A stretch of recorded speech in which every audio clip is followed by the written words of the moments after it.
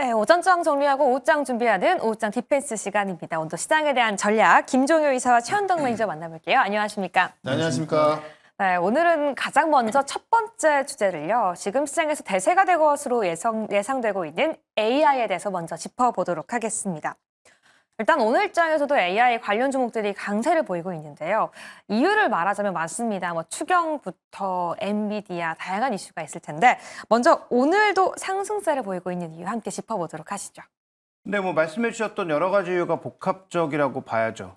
그러니까 전 세계가 어떻게 보면 예전에는 세계는 하나 우리는 친구의 분위기로 다 뭉쳐져 있었다면 이제는 다 갈라지는 분위기 아니겠습니까? 그래서 원래 그 전 세계 플랫폼이 컴퓨터는 마이크로소프트, 그다음에 모바일로 오면서 구글과 애플 이런 식으로 약간 이 양분되는 정도? 그러니까 아무리 많이 가봐야 과점 정도의 형태로 다 같은 걸 쓰고 그 같은 걸 안에서 효율성을 높이는 전략 쪽으로 가고 있었다면 지금 AI부터는 뭔가 조금 그림이 묘하게 바뀌고 있는 상황이죠.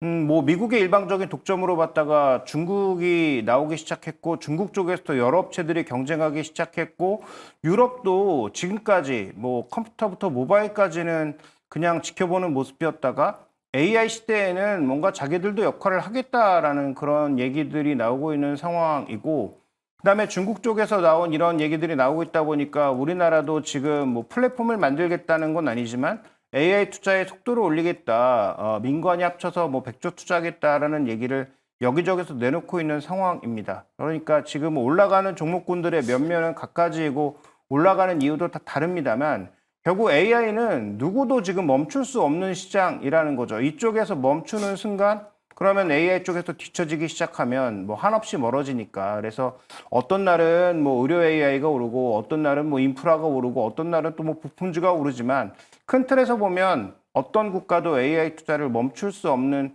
그런 구간으로 가고 있고요.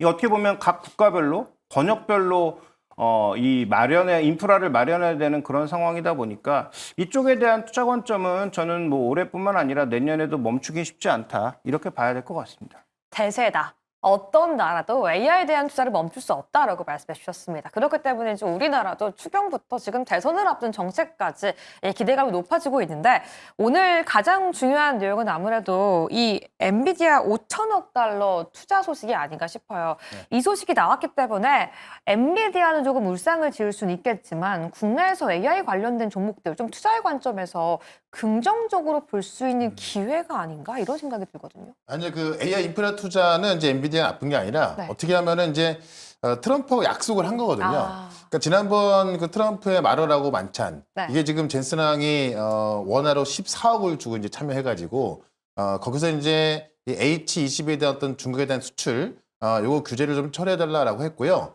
거기서는 그렇게 하겠다고 하면서 그 약속을 한 게 뭐냐면은 지금 미국 내 데이터 센터에 대규모 투자하겠다라고 했던 겁니다.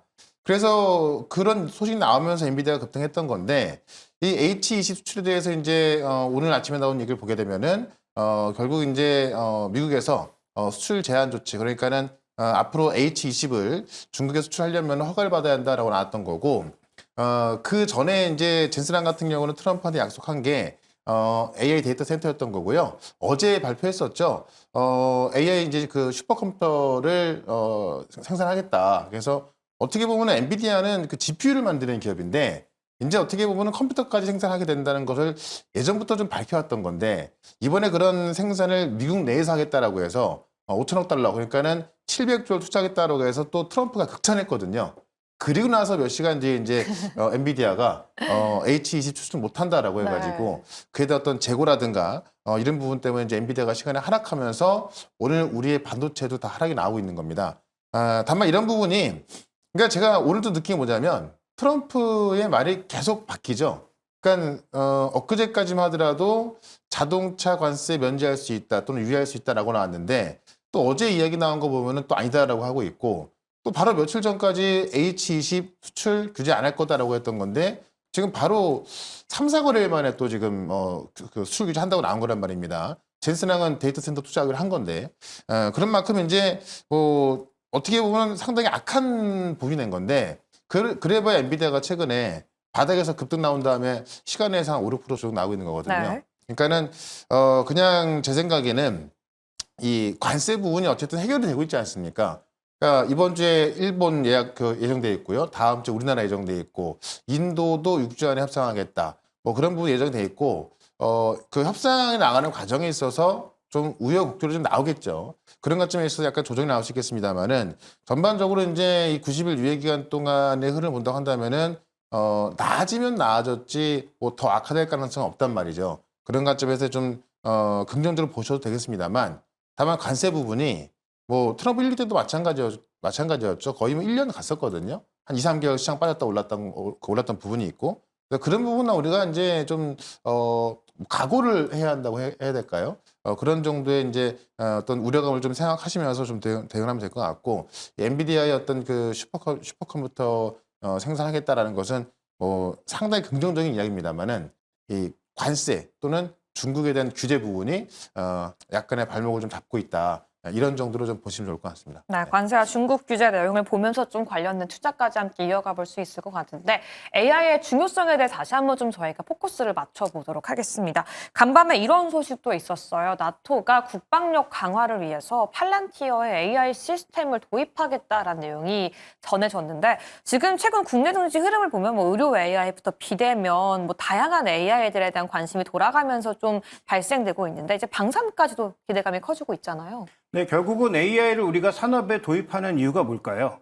그러니까 사람이 점점 줄어들고 있고, 죄송합니다. 네. 선진국 중심으로 이제 점점 노령화가 되고 있다 보니까 이걸 이제 기계로 대체하고자 하는, 그래서 기계로 대체해서 비용을 줄이고자 하는 그런 노력들을 하고 있는 거죠. 단순하게 비용만 줄이는 것이 아니라 자원 자체가 부족하니까 나타나고 있는 현상이라고 봐야 되거든요. 그런데 이 얘기를 하면 다시 또 원론적인 얘기로 돌아갈 수밖에 없는데, 그래서 중국과 미국이 싸우고 있지만 실제로 극단적으로 가기 어려운 게 팔란티어를 왜 끌고 오겠습니까? 미국과 유럽이 지금 분위기가 굉장히 묘하잖아요. 옛날처럼 친한 게 아닌데 팔란티어의 이런 이 방위 시스템을 쓸 수밖에 없는 것은 이외에 대안이 없기 때문이죠.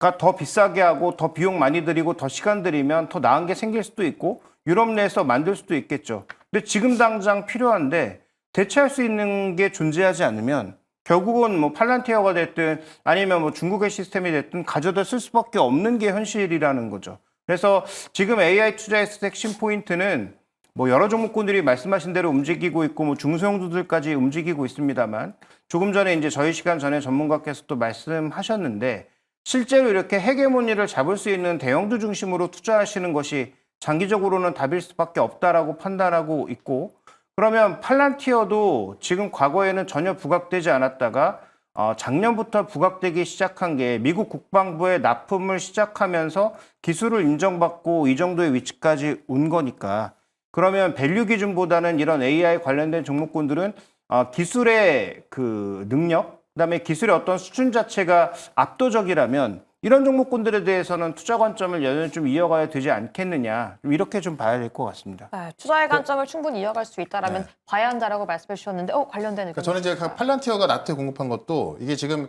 이 팔란티어의 시스템도 이제 우리가 이 AI 에이전트로 봐야 되거든요. 그러니까 팔란티어가 하는 일이 뭐냐면 미 국방부의 어떤 그 방대한 데이터를 분석해서 의사 결정까지 해주는 그런 시스템을 공급하는 거라서 국방부에서 이제 어떻게 보면은 그 가장 먼저 쓰기 시작했고, 이런 것들이 이제 노드나우트 쓰기 시작하면서 지금 나토까지 간다는 이야기는 그만큼 이 AI 에이전트였던 쓰임이 상당히 좀 방대해지고 있다는 이야기죠. 그러니까 그런 관점에 있어서 팔란티어 같은 경우도 사실 지금의 어떤 실주가 본다고 한다면 지금의 현 주가는 고평가되어 있다고 하지만은 미래에 대한 어떤 그 기대 가치를 봤을 때 주가는 계속 올라가고 있는 겁니다. 그래서 여기 있어서 나토까지 도입한다. 이거는 제가 볼 때 상당히 중요한 의미가 있고, 여기서 우리가 AI 에이전트를 받는 게 뭐냐면, 그러니까 우리가 말하는 지금까지 AI는 챗GPT였던 거잖아요. 학습을 해놓은 상황에서 우리가 어떻게 보면 거기서 검색을 해서 정답을 찾는 그런 정도였던 건데, 그냥 대규모 언어 모델이었던 건데, 그 다음을 우리가 휴머노이드로 보고 있습니다만은 휴머노이드 양산은 아직까지 뭐 이번 연말부터 시작된다고 하지만은 실제 양산돼서 막 우리가 상용화되기까지 시간이 걸릴 거 아닙니까? 그 중간 단계가 AI 에이전트. 그러니까는 실제로 의사결정을 내려주는 걸 우리가 AI 에이전트라고 좀 보시면 될 것 같거든요. 그래서 팔란티어가 그런 역할을 하는 거고, 그러니까 방대한 데이터를 분석해서 의사결정을 내려주는 그런 것들이 미 국방부부터 나토까지 가는 모습 봤을 때 결국 이 AI 에이전트 시장은 커질 수밖에 없는 거고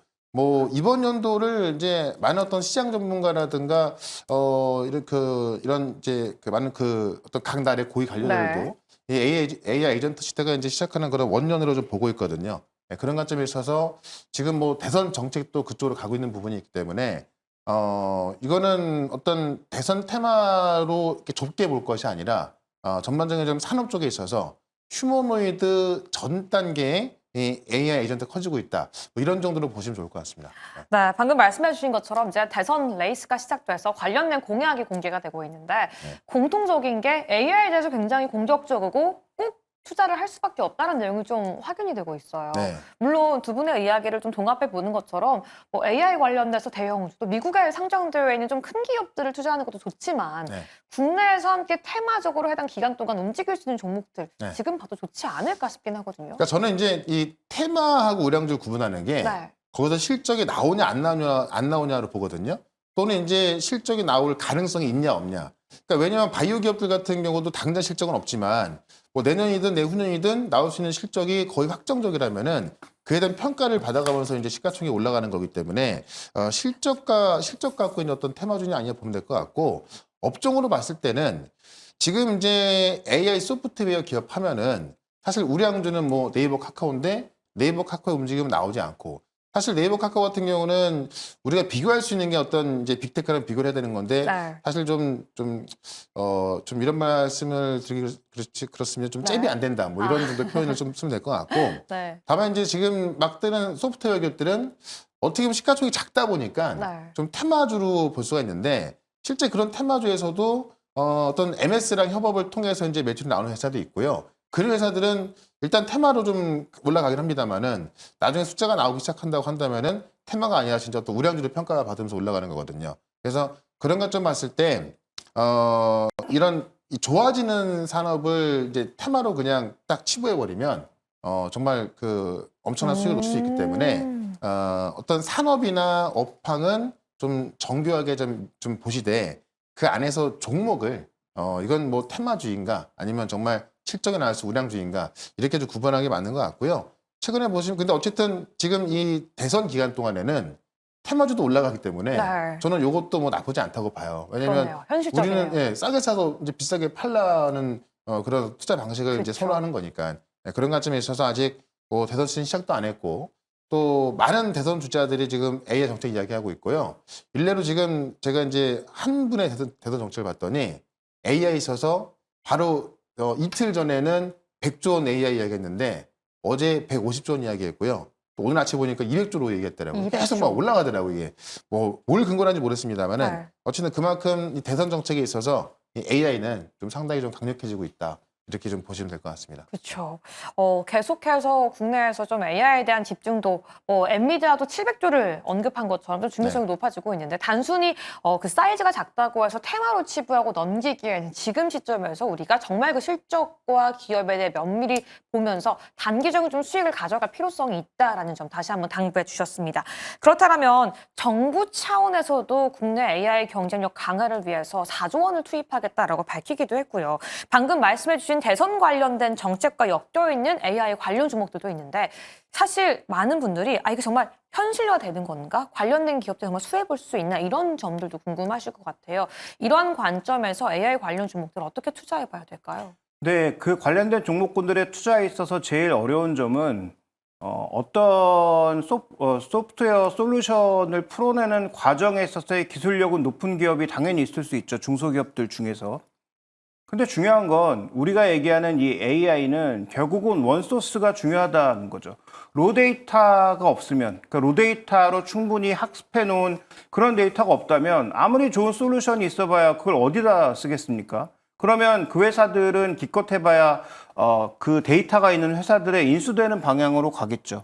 그러니까 저는 중소형주들의 모멘텀은 기껏해야 잘나봐야 어디다 인수되는 정도라고 보고 있고 결국은 국내에서 이렇게 로데이터를 직접 확보할 수 있는 기업 정도가 굳이 이제 AI로 붙이자면 관련되어 있는 기업이라고 저는 판단하고 있기 때문에 물론 대선 정책으로 인해서 이런 중소형주들이 얼마든지 주가가 올라갈 수 있습니다. 그래서 그걸 트레이딩하는 것은 뭐 각자의 판단에 따라서 알아서 하면 되는 거고요. 산업의 큰 측면에서 봤을 때 그런 작은 기업들이 정말로 의미 있는 AI 기업으로 거듭날 수 있다? 불가능합니다. 그래서 그런 건 이제 말이 안 되는 얘기고 주가가 올라가는 건 다른 얘기니까 뭐 주가의 트레이딩 관점에서는 뭐 중소형주도 충분히 대선 기간에는 기회가 열려 있다라고 보지만 아까 뭐 LG CNS, 뭐 삼성 SDS 뭐 이런 종목 얘기해 주셨는데 그런 종목군들뿐만 아니라 뭐 네이버라든지 뭐 카카오라든지 삼성전자라든지 이런 쪽에서 지금 다양한 디바이스나 다양한 플랫폼들을 통해서 확보하고 있는 이 로 데이터가 결국에는 저는 돈이 된다라고 보고 있기 때문에 그런 관점에서 투자 관점과 트레이딩 관점을 좀 나눠봐야 되고요. 정부의 정책은 당연히 할 겁니다. 어떤 정부가 되든 AI 정책은 아까 말씀드렸던 것처럼 멈출 수 없고 강력하게 추진할 것이다. 다만 어디에 강조점을 두느냐에 따라서 기본적으로 우리나라 하드웨어 기업들은 다 실적이 좋아질 텐데 소프트웨어나 아니면 솔루션 기업들까지 좋아지는지 여부는 조금 미지수이긴 합니다. 그렇다면 하드웨어 관련된 기업들을 조금 더 투자의 관점으로 봐야 한다 이런 말씀이실까요? 그러니까 하드웨어 기업들은 지금 주가도 싸고요. 그 다음에 전 세계에서 AI 데이터 센터를 만드는데 뭐 HBM이나 메모리를 안 쓸 리가 없잖아요. 그러면 이런 기업들의 실적은 장기적으로는 좋아지는 거죠. 그러니까 그런 관점에서 저는 뭐 투자 관점에서는 지금도 너무 매력적이라고 보고 있고 다만 솔루션 같은 기업들은 충분히 이제 리스크를 감내한 상태에서 트레이딩을 좀 병행하시는 게 좋지 않을까 이렇게 보고 있습니다. 좋습니다. 방금 말씀해 주신 것처럼 사실 AI 기업들 또 테마로 움직이는 기업들을 굉장히 매력적으로 투자해서 수익을 내고 싶은 욕망이 가득하거든요. 그런데 사실 AI 관련된 기업들이 실적이 없는 것도 사실입니다. 보통 움직일 때 어떤 정치적인 뉴스가 나온다거나 기업들이 어떤 회사와 계약을 했다라는 뉴스에 좀 빠르게 심리적으로 움직이는 것도 사실인데요. 이 투자자 입장에서 어떻게 이런 뉴스들을 봤을 때 관련된 공시를 봤을 때 어떤 내용을 주목해 보면서 어떤 기업에 투자해야지 정말 수익이 날 수 있는지 많은 분들 궁금하실 것 그러니까 같아요. 쉽게 말하면 뉴스 하나에 급등락하는 회사 이런 기업은 그냥 테마주거든요. 그러니까 예를 들어서 뭐 무슨 재료가 나올 것이다 또는 뭐 누가 뭐 어떤 인맥 관계가 있다더라. 네. 그러니까 예를 들면 지금 클라우드웍스 같은 경우도 이제 민주당의 그 이재명 대표가 AI 강국위원회 만들고 거기에 위원장이거든요. 네. 근데 거기에 부위원장이 클라우드웍스 대표라는 이유 때문에 최근에 바닥에서 지금 한 몇 배 올랐을 겁니다. 그런 기업들은 사실 뭐 그 정부가 추진하는 어떤 그 AI 강국위원회에서 부위원장이라고 한들 실제로 그 기업 가치가 얼마나 올라갈지는 상당히 좀 불확실하죠. 그러니까 그런 것들은 뉴스 안에 좀 급등락하는 종목이고 근데 그런 것 또한 저는 어떤 대선 정책이 끝나기 전에 많이 빠져 있다면은 뭐 충분히 그 가능합니다만은 매수도 가능합니다만은 다만 장기적으로 볼 때는 상당히 어려운 부분이 있는 거고요. 오늘 제가 좀 이따도 뭐 종목 하나 준비했는데 실제 대기업하고 협력해서 AI 서비스를 하고 있고 고객까지 확보해서 매출이 나오는 기업들이 몇 개 있어요. 네. 이런 기업들 보셔야 될 것 같고 그중에 네. 하나 제가 좀 이따 말씀을 드릴 거고 그러니까 이게 그 보통 우리가 중소형제를 하더라도 실적이 다 조금씩 나오거든요. 아예 없는 건 아니거든요. 근데 AI 쪽에서 나오냐 안 나오냐인데 그 서비스를 좀 보면 되겠죠. 그러니까 제가 어제 같은 경우도 이제 이스트소프트를 예를 들면서 실제 이스트소프트의 홈페이지 가서 하는 서비스를 봤더니 제가 이런 영상을 지금 찍지 않아요. 제가 말하는 영상. 네. 이걸 딱 올려놓으면은 바로 제 목소리로 영어로 번역이 돼갖고 나갑니다. 네. 그러니까 지금 저희 같은 방송 우리는 한국에서만 보지만 그렇죠. 영어로 번역해버리면 제 목소리로 뭐 미국도 갈 수 있는 오. 거고 뭐 일본도 갈 수 있는 거고 그런 이제 서비스가 나오고 있는 거죠. 그러니까 이런 것들은 어떻게 보면은 뭐 빅테크가 안 하는 이 중소기업들이 어떤 틈새 시장을 노리고 있는 거거든요. 그러니까 그런 것들은 아마도 이제 그 나중에 좀 활용을 좀 많이 할 것 같고 뭐 중소기업들이 이제 특히나 뭐 유튜버 같은 경우도 좀 해외 진출하려고 하면은 좀 쓸 쓰임이 많을 것 같은데 그런 것들을 좀 판단해서 이쪽은 좀 매출이 나오겠다 싶으면 그쪽으로 가도 되는 거고요. 그래서 아마 어떤 그 산업별 분석을 좀 많이 해야 될 것 같고 뭐 당장 나온 실적 우리가 확인할 수 없기 때문에 그 미래 가치를 좀 보는 게 딱 어느 하나만 볼 수 있는 게 아니라서 네. 예, 전반적인 그 그림을 좀 잘 보셔야 될 것 같습니다. 네. 결국 그 사이즈가 크지 않은 종목이더라도 좀 전방위적으로 볼 수 있는 눈이 필요한데 오늘 관련 종목을 준비해 주셨다라고 하니까 네. 잠시 뒤에 함께 또 기대해 보도록 하겠습니다. AI에 대한 내용 여기까지 마무리해 보도록 하겠고요. 저희 두 번째 주제 함께 이동해 보도록 하겠습니다. 바로 히토류 관련된 내용인데요. 아무래도 히토류 하면 중국과 미국 사이의 이 수출 무역 분쟁이라는 단어가 떠나지 않죠. 네. 이 트럼프 대통령이 히토류 수입 조사를 지시했다라고 합니다. 어떤 배경이 있고 어떤 의도가 있는지 함께 이야기해 볼까요? 네, 중국이 일단 히토리와 관련된 제한을 거니까 그렇죠. 미국이 반도체 허가를 건 것처럼 중국의 이제 최대 무기 중에 하나가 히토류이기 때문에 히토류에 이제 수출 제한을 거니까 뭐 그와 관련된 이제 조사를 시작하는 거라고 보시면 될 것 같고요. 근데 이 히토류라고 하는 게 종류도 굉장히 많고 히토류가 실제로는 좀 틀린 단어입니다. 히토류가 아니고 전 세계 어디에나 널려 있는 게 히토류거든요. 그런데 이거를 원하는 만큼 원하는 양을 빼서 내기가 쉽지가 않다라는 거고요. 미국도 히토류는 엄청나게 많죠. 근데 히토류를 원하는 만큼 얻어내려면 소위 이제 더러운 행동을 많이 해야 되는데 환경을 해치는 그런 여러 가지 행동들, 뭐 1톤짜리 그 암석을 네. 그 온갖 화학약품으로 다 녹여서 온갖 그 공해를 다 발생시키면서 얻는 히토리양은 얼마 안 되니까. 그러니까 그런 걸 지금 실제로 다 무시하고 환경 무시하고 할 수 있는 국가가 중국밖에 없다 보니까 히토류가 이제 중국으로 다 귀결된 건데, 그러면 트럼프 대통령이 지금 이런 정책을 쓰면 미국에서도 싹 다 무시하고 환경 이런 거 다 무시하고 그런 걸 만들어낼 수 있느냐? 뭐 트럼프 대통령은 할 수도 있을 것 같기는 한데, 그럼에도 불구하고 그걸 준비하는 기간이 뭐 하루 이틀에 되는 건 아니라는 거죠. 그러니까 중국 쪽이 강대강으로 나오니까 뭔가 대응은 하고 있으나, 여기서 우리가 봐야 될 핵심은 트럼프 대통령이 뭘 하느냐가 아니고 양쪽에서 어떻게 걸었는지가 핵심이라는 거죠. 반도체 수출 허가를 걸었습니다. 네. 안 한다는 게 아니에요. 허가를 건 거고요. 중국도 지금 히토류에 제한을 걸었습니다. 안 한다는 게 아니고요. 제한을 건 겁니다. 네. 양쪽 다 모두 지금 아직까지는 협의에 문이 열려 있다라는 거거든요. 저는 거기에 포커스를 맞출 필요가 보고 있고, 그렇게 본다면 지금 그렇게 우려할 만한 상황으로 정말로 가고 있는 건가? 그러니까 미국과 중국이 앞으로 단 하나의 물건도 주고받지 않겠다라고 가지 않는 이상, 저는 지금은 악재가 아까 이제 뭐 매니저님께서 말씀해 주신 것처럼 정점을 치고 떨어지려는 그런 구간에 있는 건 아닌가. 이렇게 좀 봐야 될 것 같습니다. 네, 히토류. 말씀해 주신 것처럼 그 희귀하다의 희가 붙은 금속들이잖아요. 결국 이 중국에서, 미국에서 서로 이 무역적인 압박이 가해질 때 히토류 수출 제한을 좀 걸고 있는 모습인데, 방금 말씀해 주신 내용에 보면 협의의 가능성이 조금은 남아있는 것 같다라고 말씀해 주셨어요. 매일같이 트럼프 대통령의 새로운 발언이 언급되고 있는데, 차라리 이러한 좀 시기적인 흐름을 타서 히토류를 좀 테마적 관점으로 트레이딩을 해본다라면 너무 위험할지 아니면 수익을 낼 수 있을지 궁금해요. 그러니까 이제 테마적으로 올라가는 걸 볼 수가 있는 건데 네. 중요한 게 뭐냐면 이제 관세 협상이 되면은 히토류 수출 제한을 풀릴 거니까는 이제 네. 주가는 빠질 것이고, 만약 관세 협상이 안 된다면은 지금 중국이 이제 히토류 수출 제한을 어떻게 보면 이제 이 미국에 대항 가능한 그런 무기로 보고 있는 거기 때문에 더 올라가겠죠. 그러니까 앞서 말씀을 해주신 대로 이제 그 히토류가 어디고나 다 있는데 이걸 가공하는 과정에서 이제 환경 파괴. 쉽게 생각해 보면 우리가 돌을 막 캐내기 시작하면 먼지가 막 나잖아요. 네. 그러니까 환경이 오염되기 때문에 그 어디도 안 하던 거를 중국이 다 하고 있던 겁니다. 그래서 지금 뭐 시장의 90%를 점유하고 있다는 얘기 나오는 건데, 이걸 다시 또 뭐 미국이나 유럽에서 하려고 하면 시간이 상당히 걸리는 거죠. 그런 관점에 있어서 중국이 이제 이 무기를 삼고 있는 거고, 이게 중국과 미국이 어떤 그 관세 부분에 있어서 협상에 관한 어떤 실마리가 좀 풀려야 되는데 네. 지금까지는 그런 게 전혀 안 나오고 있습니다. 그러니까 중국 같은 경우는 보니까는 지금 중국의 그 국무원들은 24시간 전화 대기, 네. 뭐 휴가 금지 이런 게 다 명령이 떨어져 가지고요. 싸우겠다 이런 의지가 좀 강하다고 해요. 뭐 이 인민들은 모르겠지만은 어쨌든 중국은 정부 차원에서 싸우겠다는 의미가 싸우겠다라고 그 어떤 천명을 하면서 결코 이제 어떤 먼저 지고 들어가지 않겠다. 그러니까 쉽게 말하면 서로 먼저 그 어떤 시진핑과 트럼프가 먼저 전화 이거거든요.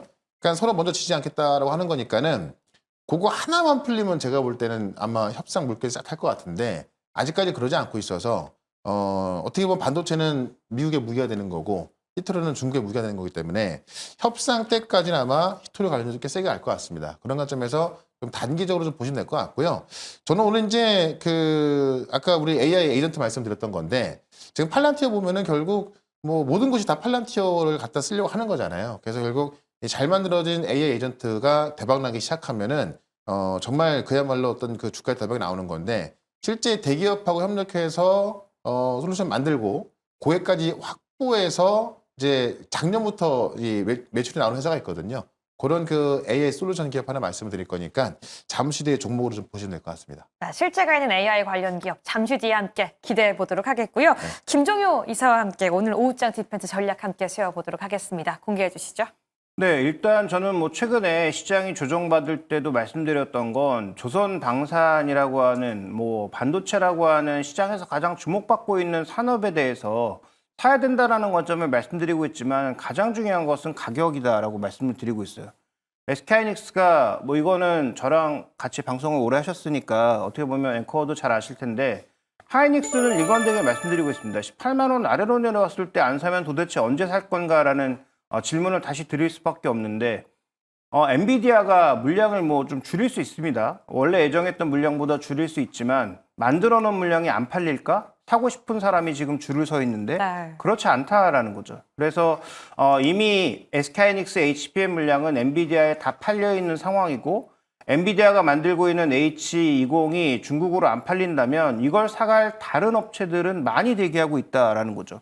그런 차원에서 하이닉스 같은 종목은 좋은 가격에 왔을 때 왜 안 사냐. 지금까지 사지 않았다면 지금이라도 사야 되고 이미 사서 약간 마이너스가 나 있다면 더 사야 되고 그다음에 지금 이쪽에 좀 많이 예를 들어서 고점에 쫓아가서 손실이 나 있다면 이제 그런 분은 추가로 사기는 어렵겠지만 현재 반도체에 대해서 전혀 관심을 가지지 않았거나 이쪽에 이제 비중이 없으신 분들은 저는 뭐 강력하게 편입해야 될 자리라고 보고 있습니다. 좋습니다. 오늘 오후장 디펜스 전략 세워봤는데요. SK하이닉스 편입하기 좋은 자리다라는 전략 세워주셨습니다. 여기까지 오늘 시장 중요한 이슈 함께 알아봤고요. 여러분들 투자에 도움되었기를 바라겠습니다. 감사합니다.